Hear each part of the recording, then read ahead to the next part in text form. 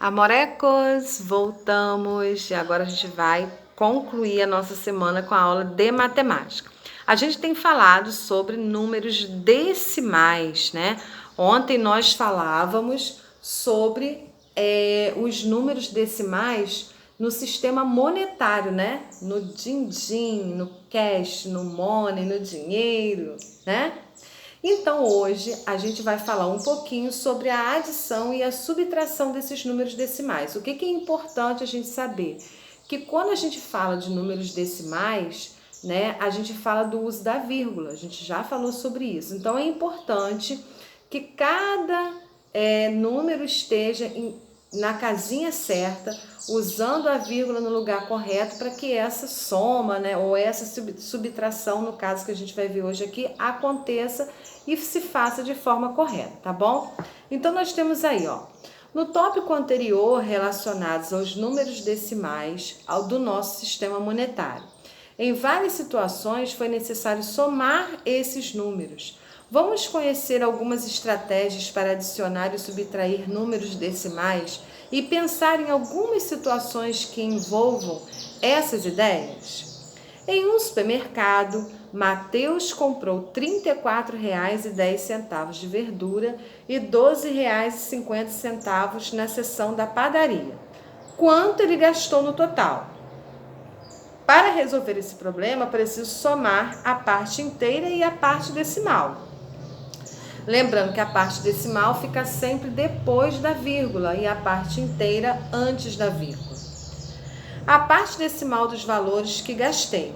Primeiro eu adiciono 0,10 e 0,50, que é igual a 0,60. Depois eu somo R$ 34,00 e R$ 12,00, que é igual a R$ 46,00. Portanto, 34,10 mais 12,50 é igual a 46,60. Essa foi a primeira estratégia que Mateus achou para poder resolver essa continha, essa soma.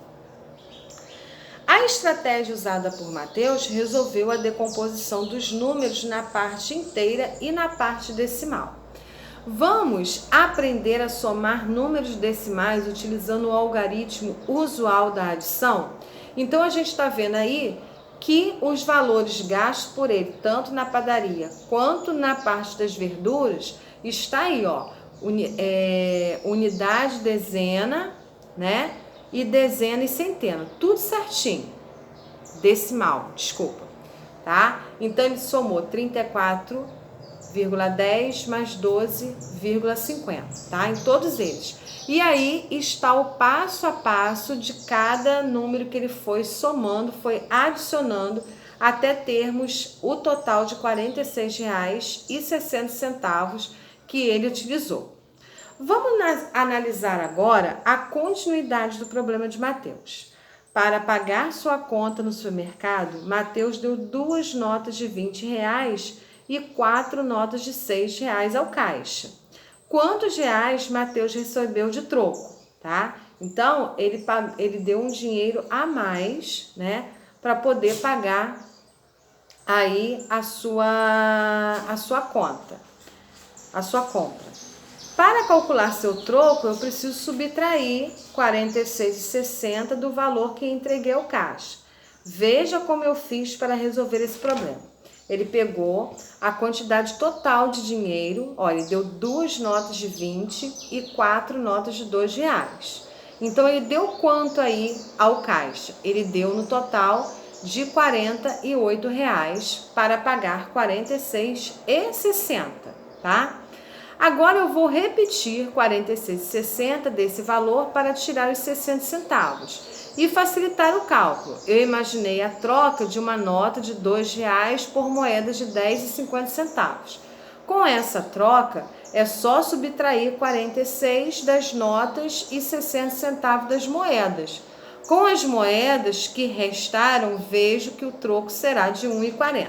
Isso aí ele está te dando caminhos, né, mais fáceis para que você possa chegar ao resultado. Mas esse caminho ele pode ser feito de várias formas, da maneira mais simples, fazendo cálculo mental, fazendo cálculo registrado, enfim. Você que vai achar, você que vai saber que caminho é o melhor para você, tá? A estratégia usada por Mateus nessa solução também resolveu a separação da parte inteira de uma parte decimal e a troca de notas por moedas. Para resolver esse problema, também podemos usar o algarismo usual da subtração, que aí ele fez, a mesma conta, ele armou a conta, né, separando a parte decimal da parte inteira, tá? E ele foi subtraindo até achar o troco de 1,40 que ele já havia citado aí em cima, sendo que ele fez um outro caminho, né? Ele calculou até mentalmente aí e depois ele armou aqui as continhas. Então, qual é o resumo disso tudo? O procedimento usual para adicionar e subtrair números decimais é o mesmo usado na adição e subtração de números naturais. A diferença é que com números decimais precisamos ficar atentos ao posicionamento das vírgulas, que devem estar uma embaixo da outra antes de prosseguir com os cálculos. Se a vírgula estiver no lugar errado, não adianta começar o seu cálculo porque ele não vai dar certo.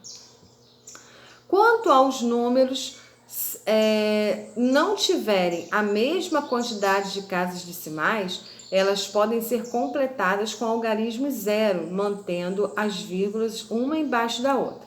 É naquela mesma situação. Quando a gente não tem o número, a gente pode usar o zero para poder ocupar essa casa. Perfeito. Porém, a vírgula ela deve estar uma embaixo da outra.